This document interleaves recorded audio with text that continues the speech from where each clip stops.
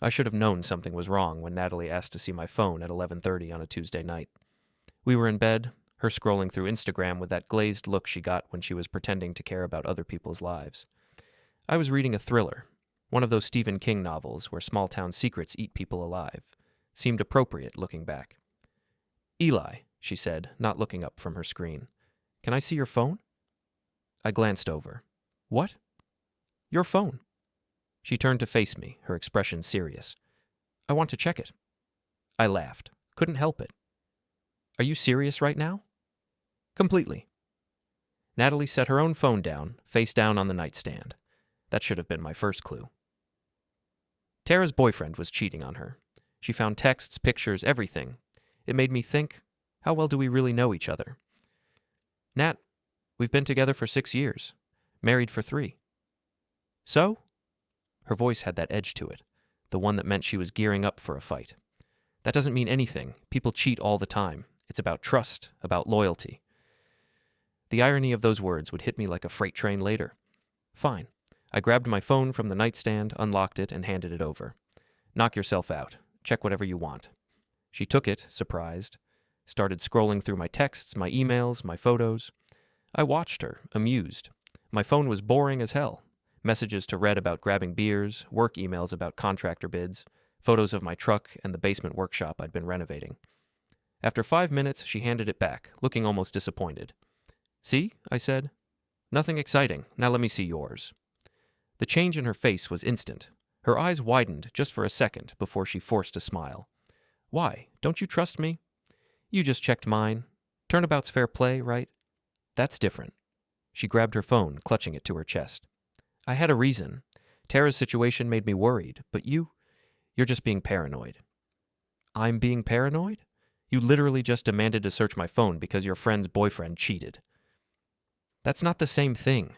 Her voice was rising now, taking on that shrill quality that meant she was losing the argument and knew it. "God, Eli, this is exactly why I worry. You're so controlling.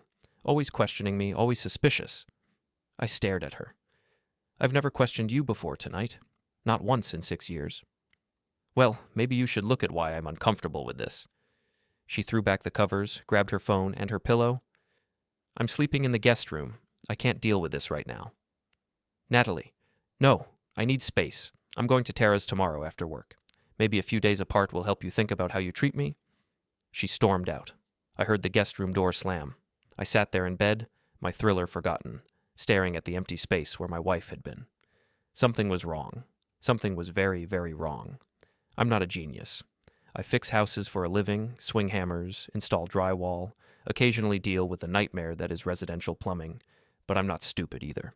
And Natalie's reaction, the panic in her eyes, the immediate deflection and gaslighting, that wasn't normal. I couldn't sleep. Around 1 a.m, I went down to my workshop in the basement, flicked on the lights, and tried to lose myself in sanding down an old table I was refinishing. The repetitive motion usually helped me think. My phone buzzed. A text from Red. "You up?" "Yeah, workshop, can't sleep." "Natalie kick you out of bed again?" I smiled despite myself. Red, Martin Redmond, though nobody called him that, had been my best friend since high school. Ex-con, reformed car thief, now ran a tow truck business and knew everyone's business in our little Maine town. He was crude, occasionally criminal, but loyal as hell. Something like that. She wanted to check my phone. "Uh-oh." "Yeah, then refused to let me see hers." Double uh-oh. "Want me to do some digging?" I hesitated. Then, "Not yet, but maybe." "Say the word, brother. You know I got your back." I went back upstairs around 3, exhausted. Natalie's purse was on the kitchen counter, and sitting right next to it was her work tablet, the one she used for her project management job at Tech North Solutions. She must have forgotten it in her rush to play the victim. I picked it up. It wasn't locked. She used the same password for everything, had for years. I'd set up most of her devices, knew all her logins. She'd never cared before. I opened it, started scrolling through her emails, her messages, her cloud storage. At first, nothing. Work emails, boring corporate jargon, project timelines. Then I found a folder labeled Personal Private. Inside were text message screenshots, hundreds of them, all from a contact saved as JC. I started reading. By the time the sun came up, I'd been through every single one. My hands were shaking. My chest felt tight, like someone had wrapped steel bands around my ribs and was slowly tightening them. Jake Callahan. I knew him. Everyone in town knew him. Late 20s, sales rep for some medical supply company, drove a flashy Mustang he couldn't afford, always had a cocky smile and a story about his latest conquest. I'd met him a few times at Natalie's work events. Smarmy bastard who thought he was God's gift to women. The text went back 6 months. Started innocent enough. Work chat, friendly banter, then flirty, then explicit, then planning meetups, hotel rooms, times when I'd be out on job sites. One message, from 3 weeks ago, made me freeze. Can't wait to see you tonight. Eli's working late on that renovation in Bangor. We'll have the whole evening. Wear that red thing I like. Another, from Natalie. I feel guilty sometimes. But then I remember how boring he is. How he never wants to do anything exciting. You make me feel alive again. Jake's response, you deserve better. You deserve someone who appreciates you, someone like me. I sat at the kitchen table, the tablet in front of me, watching the sunrise through the window. Mrs. Donnelly, our neighbor, was already out walking her terrier. Normal morning, normal day, except my entire world had just collapsed. The guest room door opened. Natalie emerged, already dressed for work, her hair perfect, her makeup flawless. She saw me at the table and froze. You're up early, she said carefully. Oh, couldn't sleep. I gestured to her tablet. You forgot this. She crossed the room quickly, snatched it up. Thanks. I need it for a presentation today. I'm sure you do. Something in my voice made her look at me sharply. What's that supposed to mean? Nothing. Have a good day at work. She studied me for a long moment, then grabbed her purse and keys. I'm still going to Tara's tonight. I'll text you. Sure. Say hi to Jake for me. I said it casually, like an afterthought. Watched her freeze with her hand on the doorknob. What? Jake Callahan. You work with him, right? Just thought you might see him today. Oh, right. Yeah, maybe. She was trying to sound normal, but I could hear the tremor in her voice. Okay, bye. The door closed. I heard her car start, pull out of the driveway. I grabbed my phone and called Red. It's 7 a.m, man, he groaned. I need your help. Can you come over? What happened? Natalie's cheating on me, with Jake Callahan. Silence. Then, that slick-haired asshole in the Mustang? That's the one. I'll be there in 20 minutes. Put on coffee. Red showed up in 19 minutes, which meant he'd driven his tow truck like a maniac through our quiet neighborhood. He was a big guy, 6'3", built like he'd spent his prison years lifting weights, which he had, shaved head, tattooed arms, and a surprisingly gentle face that made old ladies trust him to tow their cars. He took one look at me and whistled. You look like hell. Thanks. Coffee's fresh. We sat at the kitchen table.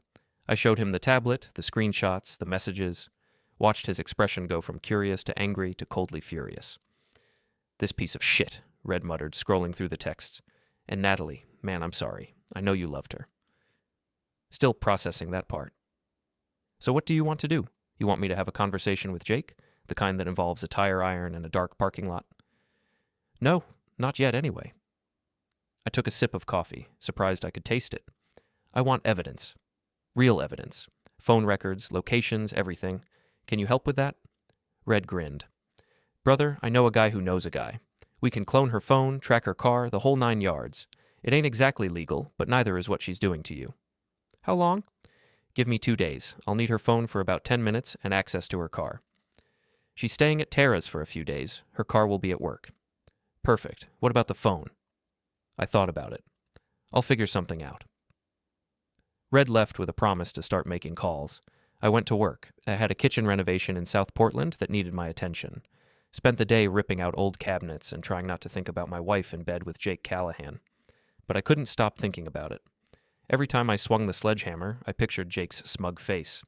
Every time I hauled debris to the dumpster, I imagined Natalie's betrayal, her lies, her casual cruelty in those text messages. How boring he is. You make me feel alive again. 6 years, 3 of them married, and I was boring. I was the problem. My phone buzzed around 3. Mrs. Donnelly. Eli, dear, I hope you don't mind me texting. I wanted to mention, I saw that young man again last night, the one in the Mustang. He was parked outside your house around midnight. My hands tightened on the phone. Are you sure? Positive.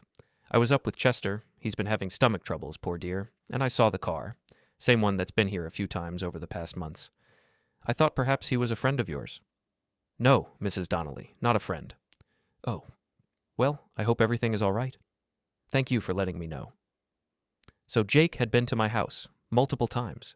While I was sleeping, working, living my boring life, Jake Callahan had been parking outside, probably texting my wife, maybe even coming inside.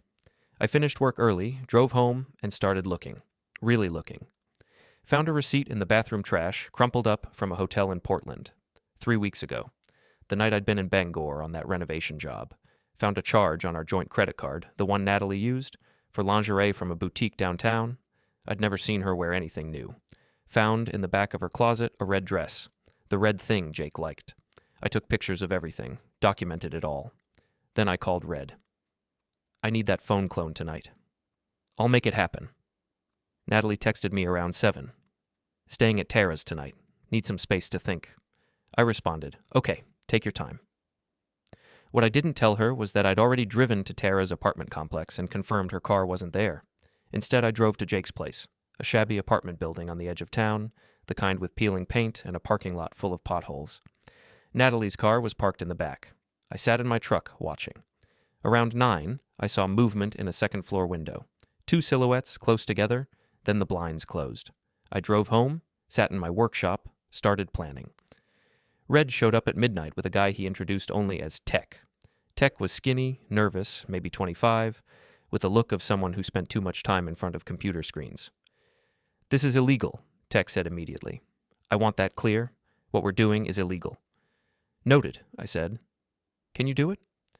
If you can get me her phone for 10 minutes, yeah. I can clone it, mirror everything to your phone. Texts, calls, locations, the works. She'll never know. And her car? GPS tracker. Magnetic. Stick it under the wheel well. Battery lasts 3 months. How much? For Red's friend? $500. I handed him cash. When? Tomorrow. Bring me the phone. Getting Natalie's phone turned out to be easier than I thought. I texted her the next morning. Hey, I think I left my good drill at your office. Can you check? She responded an hour later. I'll look. Can you bring me my phone charger? Left it at home. I'm at the office all day. Perfect. I drove to Tech North Solutions, walked into the sleek glass building, and asked for Natalie Reed. The receptionist called up, and Natalie came down, looking tense. Here's your charger, I said, handing it to her. Thanks. I didn't find your drill. Sorry. No problem. Mind if I use the bathroom before I head out? Sure. Down the hall? I went to the bathroom, waited 5 minutes, then came back out. Natalie was at the reception desk, talking to someone. Her purse was on the chair beside her, unattended. I walked past, stumbled slightly, caught myself on the chair, slipped my hand into her purse, grabbed her phone, pocketed it. Kept walking. Eli. I turned. Yeah? You okay? You looked like you tripped. Just clumsy. See you later. I walked out, got in my truck, and drove straight to Red's garage. Tech was waiting. He took the phone, plugged it into a laptop, and started typing. This'll take about 8 minutes, he said. Don't worry, she won't get any notifications or alerts. It'll look totally normal. I watched him work, my heart pounding. After exactly 8 minutes, he unplugged the phone and handed it back. Done. Everything she does on that phone, you'll see. Every text, every call, every app. I set it up so you get notifications in real time. You're sure she won't know? Positive. The software is invisible. Even if she factory resets the phone, it'll survive. I drove back to Tech North, walked back in, and approached Natalie, who was now at her desk in the open plan office. Hey, sorry, forgot to ask. Did you see Jake around? He owes me $20 from poker last month. Her face went pale, just for a second. Then she forced a smile. Jake? No, haven't seen him today. He's probably out on sales calls. Right. Well, if you see him, tell him I'm looking for him. I walked out, leaving her phone on her desk where I'd found it. Back in my truck, I checked my own phone. Tech had installed an app disguised as a weather widget. I opened it. There, in real time, was Natalie's phone activity. Her texts, her calls, her location, everything. As I watched, a new text came in. Jake. Hey, beautiful. Tonight? Same place? Natalie. Can't. Eli came by the office. He mentioned you. I think he suspects something. Jake. So? You're leaving him anyway, right? That's the plan. Natalie. I know. But I need to be smart about this. He gets the house in the divorce, I get nothing. I need to find a way to make him look bad first. Then I can take half. Jake. What are you thinking? Natalie. Still working on it. Tara has an idea. Talk later. I sat there, reading those words over and over. She wasn't just cheating. She was planning to destroy me. I spent the next week playing dumb, letting Natalie think I suspected nothing. She came home after 3 days at Tara's, which according to the GPS tracker was actually Jake's apartment, and acted like nothing had happened. I think the space was good for us, she said, unpacking her overnight bag. I feel like we can work through this. Work through what? I asked, watching her carefully. The trust issues. Your controlling behavior. It took everything I had not to laugh in her face. Instead, I nodded. You're right. I'm sorry. I'll do better. She smiled, relieved, kissed my cheek. I knew you'd understand. That night, she slept in our bed. I lay awake beside her, reading the text she was sending Jake from the bathroom. He's being so pathetic, apologizing for everything. This is going to be easier than I thought. When are you leaving him? Soon. Tara's working on something at the office, a way to make it look like Eli harassed me at work. Then I can file a restraining order, get him out of the house, and take everything in the divorce. You're brilliant. Can't wait to have you all to myself. Soon, baby, soon. I took screenshots of everything, sent them to a secure cloud account, built my case piece by piece. Red called me the next morning. The town festival is this weekend. You going? Hadn't planned on it. You should. I heard through the grapevine that Jake's going to be there, showing off his car, trying to pick up girls. Might be a good opportunity for you to, accidentally run into him. Accidentally. Exactly. Bring Natalie. Make it public. Let people see. The festival was a big deal in our town, one of those small-town Maine traditions that brought everyone out. Food trucks, craft vendors, live music, beer garden. Main Street got blocked off, and the whole place turned into a party. I mentioned it to Natalie that night. Want to go to the festival Saturday? Might be fun. She hesitated. I don't know. I have a lot of work to catch up on. Come on. When's the last time we did something together? You said you wanted us to work on things. She couldn't argue with that. Okay, yeah, let's go. Saturday was perfect. Sunny, warm, the kind of late summer day that makes you remember why you live in Maine. Natalie wore a sundress, looked beautiful, smiled at me like she meant it. If I hadn't known the truth, I might have believed we were a happy couple. We walked down Main Street, past the vendors, the food trucks. I bought us lemonade, made small talk, played the role of the devoted husband, all while watching her phone activity on my own phone, hidden in my pocket. She was texting Jake. I'm at the festival with Eli. Where are you? Beer garden. Want to accidentally run into each other? Not sure that's smart. Come on, it'll be fun. I want to see you. I felt Natalie tense beside me. Hey, I'm going to run to the bathroom. Be right back. Sure. I watched her head toward the beer garden instead, followed at a distance. She found Jake near the bar, standing next to his Mustang. He'd parked it right on Main Street, showing it off. They talked for a few minutes, trying to look casual, but I could see the way they leaned toward each other, the way Jake's hand brushed her arm. I walked up behind them. Hey, honey, thought you were going to the bathroom? Natalie jumped. Actually jumped. Oh, Eli, I ran into Jake. You remember Jake from my work? Sure. I extended my hand to Jake, who shook it reluctantly. His palm was sweaty. How's it going, man? You still owe me that $20 from poker. Poker? Jake looked confused. Yeah, last month. Don't tell me you forgot. I don't think we've ever played poker. Really? Huh. Must be thinking of someone else. I turned to Natalie. You ready to get some food? I'm starving. Yeah, let's go. She grabbed my arm, tried to pull me away, but I wasn't done. Hey, Jake, nice car. Mustang GT, right? Must have cost a fortune. It's not that bad, he said defensively. Really? Because I heard you were having some money troubles. Something about missing payments? His face went red. Where'd you hear that? I shrugged. Small town. People talk. You know how it is. Natalie was pulling on my arm now, harder. Eli, come on, let's go. Sure. I started to walk away, then turned back. Oh, and Jake? Stay away from my wife. I said it loud enough that people nearby turned to look. Jake's face went from red to white. Natalie's expression was pure panic. What are you talking about? She hissed as we walked away. I know, Natalie. I know everything. You don't... I pulled out my phone, showed her a screenshot of one of her texts to Jake, the explicit one about the red dress. She stopped walking, stared at the phone, then at me. How did you... Doesn't matter. What matters is that I know. I know about Jake. I know about the affair. I know about your plan with Tara to frame me for harassment. People were starting to stare. Natalie noticed, lowered her voice. Eli, please, can we talk about this at home? No, I'm done talking. I'm done being lied to. I'm done being the boring husband you're planning to destroy. I never said, you called me boring. In a text to Jake. Said I never want to do anything exciting. Said he makes you feel alive. I laughed, but there was no humor in it. You want excitement, Natalie? Here it is, public and messy, just like you like it. She looked around wildly, saw people watching, pulling out phones. You're making a scene. Good. Let them watch. Let them see what you really are. Tara appeared out of the crowd, rushing over. Natalie, what's going on?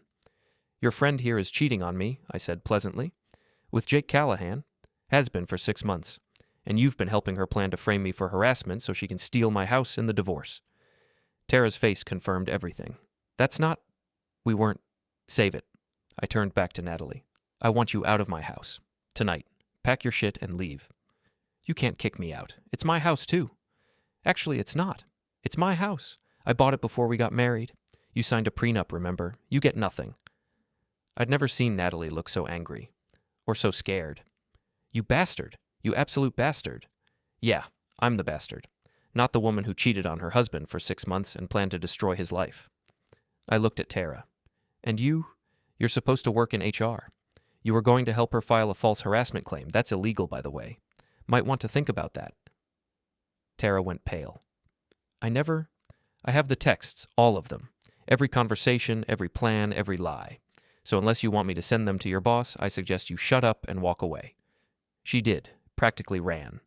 I turned back to Natalie. You have until tonight. After that, I'm changing the locks. I walked away, leaving her standing there in her sundress, surrounded by staring neighbors and friends, her perfect image shattered. My phone buzzed. Red. Dude, that was epic. Everyone's talking about it. Me. Good. Let them talk. Red. Jake just tried to leave. His car won't start. Weird, right? Me. Very weird. Red. Almost like someone put sugar in his gas tank. Me. That would be unfortunate. Red. Very unfortunate. Want to grab a beer? Me. Absolutely. I didn't go home that night.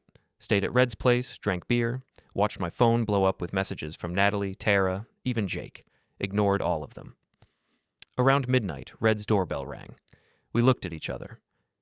You expecting someone? I asked. Nope. He opened the door.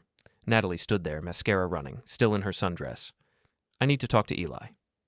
He doesn't want to talk to you, Red said. Please, just 5 minutes. I came to the door. What do you want? To explain, to apologize, to fix this. There's nothing to fix. We're done. Eli, please. I made a mistake. I was confused. I didn't mean any of it. You meant all of it. I read the texts, Natalie, all of them. You weren't confused. You were planning. You and Tara were going to destroy me. That wasn't... We were just talking. We weren't actually going to... Bullshit. You were going to file a false harassment claim, get a restraining order, and take my house. That's fraud. That's illegal. She started crying. Real tears this time, not the manipulative kind. I'm sorry. I'm so sorry. I love you. I don't want to lose you. You should have thought about that before you slept with Jake Callahan in my bed. She flinched. I have pictures, Natalie, from the security camera I installed in our bedroom 3 days ago. You want me to show them to you? I didn't actually have pictures. I'd never installed a camera. That would have been illegal. But she didn't know that. Her face crumpled. Oh, God. Yeah, oh, God. Now get out of here. And don't come back to the house. I already changed the locks. You can't do that. It's illegal. Sue me. Oh, wait. You can't because you signed a prenup and you have no money. Because you spent it all on hotel rooms and lingerie for your boyfriend. Red stepped forward. Time to go, Natalie. She looked at me one more time, desperate. Eli, please, don't do this. I'll do anything. It's already done. Red closed the door. We heard her crying on the other side, then footsteps, then a car starting. You okay? Red asked. No, but I will be. The next morning, I drove to my house, not our house, and found Natalie's car in the driveway. She'd gotten in somehow, probably through the basement window I'd forgotten to secure. I walked in. She was in the kitchen, making coffee like nothing had happened. We need to talk, she said. No, we don't. Eli, I spoke to a lawyer. You can't just kick me out. I have rights. You have the right to leave. That's it. I'm not leaving. This is my home. I pulled out my phone, started playing a recording. Her voice clear as day. I need to find a way to make him look bad first. Then I can take half. Her face went white. You recorded me? I recorded your phone conversations. All of them. Every call with Jake, every call with Tara. I have everything. That's illegal. So is fraud. So is filing a false police report. So is conspiracy to commit harassment. You want to compare crimes, Natalie? Because I'm pretty sure yours are worse. She sat down hard. What do you want? I want you gone. I want a divorce. I want you to sign papers saying you get nothing, no alimony, no property, nothing. In exchange, I won't press charges for the fraud and harassment conspiracy. I can't. I don't have anywhere to go. Not my problem. You should have thought about that before you cheated. Jake won't take me in. He said it's too complicated now. I laughed. Couldn't help it. Of course he did. He's a coward. You picked a coward to cheat with. Please, Eli, I'm begging you. Just give me a few weeks to figure things out. No. I'll tell everyone you abused me, that you threatened me, that you're violent. I held up my phone. I'm recording this conversation too. So go ahead. Tell people I abused you. I have 6 years of evidence showing I never laid a hand on you. Plus all your texts to Jake talking about how boring and harmless I am. Good luck making that stick. She started crying again. I hate you. I know. Now pack your things and get out. She did. Took her clothes, her laptop, some personal items, left everything else. I watched her load her car, watched her drive away. Then I called a locksmith and had every lock in the house changed. Called the utility companies and had everything put in my name only. Called the bank and had her removed from our joint accounts, which I could do, since I'd opened them before we were married and she was just an authorized user. Then I called my lawyer and filed for divorce. Red came over that evening. How you holding up? Better than expected. What's next? Next, I make sure everyone knows what she did. Make sure she can't do this to anyone else. How? I smiled. It wasn't a nice smile. I'm going to ruin her. Ruining Natalie turned out to be easier than I thought. Small towns run on gossip, and I had all the ammunition I needed. First, I sent copies of the texts, the ones between Natalie and Jake, and the ones between Natalie and Tara, to Natalie's boss, Mr. DeWitt. Included a polite note explaining that my soon-to-be ex-wife had been conducting an affair with a coworker and had conspired with an HR employee to file false harassment charges against me. DeWitt called me 2 days later. Mr. Whitaker, I want to apologize on behalf of Tech North Solutions. What Ms. Reed and Ms. Sloan planned was completely unacceptable. We've launched an internal investigation. I appreciate that. I also want you to know that we take allegations of harassment very seriously. If false claims had been filed, it would have damaged not just you, but every legitimate victim who comes forward. We can't allow that. What happens to them? I can't discuss personnel matters, but I can tell you that both Ms. Reed and Ms. Sloan are currently on administrative leave pending the investigation's outcome. Translation, they were both getting fired. Second, I went to the last call, the bar where everyone in town eventually ended up, sat at the bar, ordered a beer, and waited. Didn't take long. Mrs. Donnelly came in with her book club. Red's tow truck buddies showed up. A few guys from the construction crews I worked with. Even the police chief, Brooks, stopped by for his usual whiskey. People asked questions. I answered them, honestly calmly, with just enough detail to paint the picture. Yeah, she was cheating with Jake Callahan. 6 months. Found out when she demanded to check my phone but wouldn't let me see hers. They were planning to frame me for harassment, take my house in the divorce. I have all the texts, happy to show anyone who wants to see. By the end of the night, everyone knew, and everyone was on my side. The bartender, Danny, shook his head. Man, I'm sorry. Natalie always seemed so nice. That's what she wanted everyone to think. What about Jake? What about him? Heard his car got totaled. Something about sugar in the gas tank ruining the engine. I sipped my beer. That's unfortunate. Also heard he's getting evicted. Landlord found out he's been subletting without permission. Interesting. Danny grinned. You wouldn't know anything about that, would you? Me? I'm just a contractor. What would I know about property management violations? Red, sitting next to me, nearly choked on his beer, trying not to laugh. The truth was, I'd done my homework on Jake. Found out he was 3 months behind on rent. Found out he'd been letting his buddy crash on his couch and charging him money, which violated his lease. Made an anonymous call to his landlord with the details. I also might have mentioned to a few of Jake's creditors, the ones he owed money to, that he'd recently come into some money from a settlement. They started calling him, demanding payment. When he couldn't pay, they started threatening legal action. Jake's life was falling apart, and I hadn't even touched him. Not physically, anyway, but I wasn't done. Third, I went to see Tara. She lived in a nice apartment complex on the other side of town. When she opened the door and saw me, she tried to close it. I stuck my foot in the doorway. "We need to talk." "I have nothing to say to you." "That's fine. I'll do the talking. You'll do the listening." I pushed past her into the apartment. She backed away, looking scared. "I could call the police," she said. "Go ahead. I'll show them the texts where you and Natalie planned to file false harassment charges against me. Pretty sure that's a crime." She didn't call the police. "What do you want?" she asked. "The truth about you and Jake?" "What are you talking about?" "I know you were sleeping with him, too. Before Natalie. During Natalie. Probably after Natalie, if she hadn't found out." Tara's face went red. "That's not—" "I have texts, Tara, from Jake's phone. See, he's not very smart. Left his phone unlocked at the bar last week. Red grabbed it, cloned it, gave me access. And guess what I found? Messages to you. Explicit messages. Going back over a year." She sat down hard on her couch. "Oh, God." "Yeah, oh, God. So here's what's going to happen. You're going to tell Natalie the truth. You're going to tell her that you and Jake were together first, that he was playing both of you, that you set her up with him because you were jealous and wanted to ruin her marriage. That's not true, isn't it? You never liked me. You were always telling Natalie she could do better, and when Jake showed interest in her, you encouraged it, because you wanted to see us fail." Tara started crying. "I didn't mean for it to go this far, but it did, and now you're going to fix it. You're going to tell Natalie everything, or I'm going to send these texts to everyone you know. Your boss, your family, your friends, everyone. You're a monster." "No, I'm just someone who's done being lied to." I left her there, crying on her couch. 2 days later, Natalie called me. "And you bastard. You absolute bastard." What did I do now? Tara told me everything. About her and Jake. About how long they've been together. How he was using me. "Sounds like you picked great friends." "You set this up. You manipulated her into telling me. I just encouraged honesty, something you should try sometime. I hate you. You've mentioned that." She hung up. I smiled. Everything was coming together. Fourth, and finally, I went after Jake directly. Found him at a dive bar across town, drowning his sorrows. He saw me walk in and actually tried to leave. I blocked the door. "We need to talk. I don't have anything to say to you."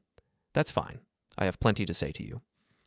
I grabbed him by the collar, dragged him outside to the parking lot. He tried to fight back, threw a weak punch that I easily dodged. I shoved him against the wall. "You screwed my wife. In my house. In my bed." "I didn't. She came onto me." "I don't care. You knew she was married. You knew what you were doing, and you did it anyway. What do you want? You want me to apologize? Fine. I'm sorry. There. Happy?" I laughed. "An apology? You think an apology fixes this? Then what do you want?" "I want you to understand something. You destroyed my marriage, my life, everything I built, and now I'm going to destroy yours." "You already did. I lost my job, my apartment, my car. What else is there?" "Your reputation, your future, your ability to ever do this to anyone else." I pulled out my phone, showed him a video I'd edited together, screenshots of his texts to Natalie, to Tara, to 3 other women I'd found in his message history, all married, all affairs. "I'm going to send this to everyone, your family, your friends, your future employers. Every woman in this town will know what you are. Every husband will know to watch out for you." "You can't do that." "Watch me." I hit send, posted the video to social media, tagged Jake, tagged everyone who knew him. "You're insane," he whispered. "No, I'm just done being the nice guy." I let him go, watched him stumble away, pulling out his phone, seeing the notifications rolling in. By morning, the video had been shared 200 times. By the end of the week, Jake had left town. 3 weeks after the festival, I was back at the last call. Friday night, the place packed with the usual crowd. I'd become something of a local celebrity, the guy who'd exposed his cheating wife and her scumbag boyfriend. People bought me drinks, clapped me on the back, told me I'd done the right thing.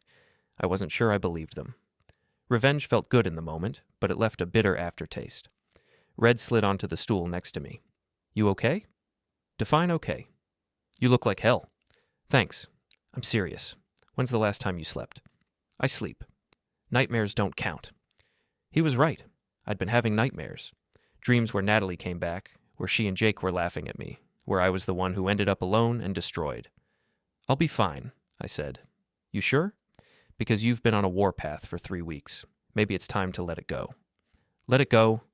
She tried to destroy me, Red. She and Tara were going to file false charges, take my house, ruin my reputation. You want me to just forget that? No, but I want you to stop letting it consume you. Before I could respond, the door opened. Natalie walked in. The bar went quiet. Everyone turned to look. She stood in the doorway, looking smaller than I remembered, thinner. Her hair was pulled back, no makeup, wearing jeans and a t-shirt instead of her usual polished outfits. She saw me, walked over. "Can we talk?" she asked quietly. "I don't think that's a good idea," Red said. "Please, just 5 minutes." I looked at her, really looked at her, saw the circles under her eyes, the way her hands shook slightly. 5 minutes, I said. "Outside?" We went out to the parking lot. She wrapped her arms around herself, even though it wasn't cold. "I lost my job," she said. "I know." "Tara, too. They fired both of us." "I know that, too. Jake left town. Won't answer my calls." "Good." She looked at me. "I'm sorry. I know you don't believe me, but I am. I'm sorry for everything." "Okay. That's it? Just okay?"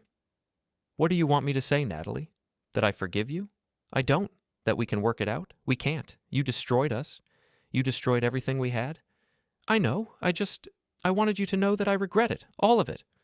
"Great. You regret it. That doesn't change anything. I'm moving away, to Boston. My sister said I can stay with her until I figure things out. Good luck with that. Eli." "What?" She opened her mouth, closed it. Then, "I hope someday you can forgive me." "I won't." She nodded, started to walk away, then turned back. "You know what the worst part is? You were right. About everything. Jake was using me. Tara was using me. I threw away the one person who actually cared about me." "Yeah, you did. And now you hate me?" I thought about that. Did I hate her, or was I just tired? "I don't hate you," I said finally. "I just don't care anymore." That seemed to hurt her more than anything else I'd said. She nodded again, got in her car, and drove away. I went back inside. Red looked at me questioningly. "She's leaving town," I said. "Good." "Yeah," Danny poured me another beer. "On the house." "Thanks." The door opened again. This time it was Tara, and behind her, looking nervous, was Jake. The bar went silent again. "What the hell are you doing here?" Red demanded. "We came to talk to Eli," Tara said. "I don't want to talk to you," I said. "Please," Jake said. "Just hear us out." "Why should I?" "Because we want to make this right," I laughed. "Make it right? How are you going to do that?" Tara stepped forward. "I'm going to testify. If you want to press charges against me for conspiracy to commit fraud, I'll plead guilty. I'll take full responsibility." "And I'll do the same," Jake said. "I'll admit to the affair, to everything. I'll sign a statement saying Natalie and I plan to take your house." I stared at them. "Why would you do that?" "Because it's the truth," Tara said, "and because I'm tired of lying." "Because I'm tired of running," Jake added. "You destroyed my life, man. My reputation, my job, everything. But you were right to do it. I deserved it." Red leaned over. "This could be a trap." "I know." But looking at them, at Tara's red eyes and Jake's defeated posture, I didn't think it was a trap. I thought they were just tired, like me. "I don't want your confessions," I said. "I don't want to press charges. I just want you both to leave me alone." "We will," Tara said. "I'm moving to Portland, starting over." "I'm going back to Massachusetts," Jake said. "My parents said I can stay with them." "Good, then we're done here." They left. The bar stayed quiet for a moment. Then conversation slowly resumed. Red shook his head. "That was weird." "Yeah." "You really not going to press charges?" "What's the point? They're already destroyed, just like Natalie, just like everyone involved in this mess. Including you?" I thought about that. "Maybe, but I'm still here. That's something." "That's something," Red agreed. We drank in silence for a while. Then Red said, "You know what you need?" "What?" "A vacation. Get out of this town for a while. Clear your head." "Maybe." "I'm serious. Go somewhere. Do something. Stop dwelling on this." "I'm not dwelling." "You're absolutely dwelling. You've been dwelling for 3 weeks straight." He was right. I had been dwelling, obsessing, letting the revenge consume me. "Okay," I said. "I'll think about it." "Think fast, because you're starting to look like a guy who won the battle but lost the war." That night, I drove home, to my house, my empty house, and sat in the workshop. Looked at the half-finished table, the tools scattered around, the projects I'd abandoned. My phone buzzed. A text from an unknown number. "This is Natalie. I'm at the house. I forgot some things. Can I come get them?" I didn't respond. Just got in my truck and drove over. She was sitting on the porch, a small box beside her. When she saw me, she stood up. "I'm sorry. I should have called first. What do you want?" "Just some photos, from before everything went wrong." I unlocked the door, let her in, watched her go to the bookshelf, pull out a photo album, our wedding album. "Can I take this?" she asked. "Why?" "Because I want to remember when we were happy, when I wasn't a terrible person." "You were always a terrible person. I just didn't see it." She flinched. "Maybe, or maybe I became one. I don't know anymore." She tucked the album under her arm, started to leave, then stopped. "I know you won't believe this, but I did love you. Once, before Jake, before everything. I really did love you. But not enough. No, not enough." She left. I heard her car start, drive away. I stood in my empty house, surrounded by the remnants of a marriage that had never really existed. Not the way I thought it had. And I realized something. Revenge hadn't made me feel better. It had just made me feel empty. But it was done now. Natalie was gone. Jake was gone. Tara was gone. The whole mess was over. I went back to the workshop, picked up the sandpaper, and started working on the table again. The repetitive motion was soothing, mindless. My phone buzzed. Red. "You good?" "Me." "Yeah, I'm good." Red. "Liar, but I'll let it slide. Beer tomorrow?" "Me. Beer tomorrow." I put the phone down, kept sanding. The table was starting to look good. Smooth, clean, like something new. Maybe that's what I needed. To start over. Build something new. The divorce papers came a week later. Natalie had signed everything, agreed to all my terms. No alimony, no property, no nothing. Just a clean break. I signed them, sent them back to the lawyer. It was over. 3 months after Natalie left, I was at the last call again. Friday night, same crowd, same routine. But something was different. I felt lighter, like I'd finally put down a weight I'd been carrying. Red noticed. "You look better." "I feel better." "Good. It's about time." The door opened. A woman walked in. Mid-30s, dark hair, pretty smile. She looked around, spotted an empty seat at the bar, sat down. Danny poured her a drink. They chatted. She laughed at something he said. Red elbowed me. "You should talk to her." "Why?" "Because you're single, she's single, and you need to move on." "I'm not ready." "You'll never be ready. That's not how it works." I looked at the woman again. She caught me looking, smiled. Before I could think about it too much, I walked over. "Hi, I'm Eli." "Sarah." She shook my hand. "You from around here?" "Born and raised. You?" "Just moved here. Starting a new job at the hospital." "Nurse?" "Doctor, emergency medicine." "Impressive." She laughed. "Not really. Just a lot of school and a lot of debt." We talked for an hour. She was funny, smart, easy to talk to. Didn't ask about my past, didn't pry, just enjoyed the conversation. When she left, she gave me her number. "Call me sometime, if you want." "I will." And I meant it. Red grinned at me. "See? Moving on isn't so hard." "We'll see." But for the first time in months, I felt hopeful. Like maybe there was life after Natalie. After the betrayal. After the revenge. Like maybe I could be happy again. I finished my beer, paid the tab, and walked out into the cool Maine night. The stars were bright, the air was crisp, and somewhere in the distance I could hear the ocean. I got in my truck, started the engine, and drove home. To my house. My life, my future. And for the first time in a long time, I was okay with that.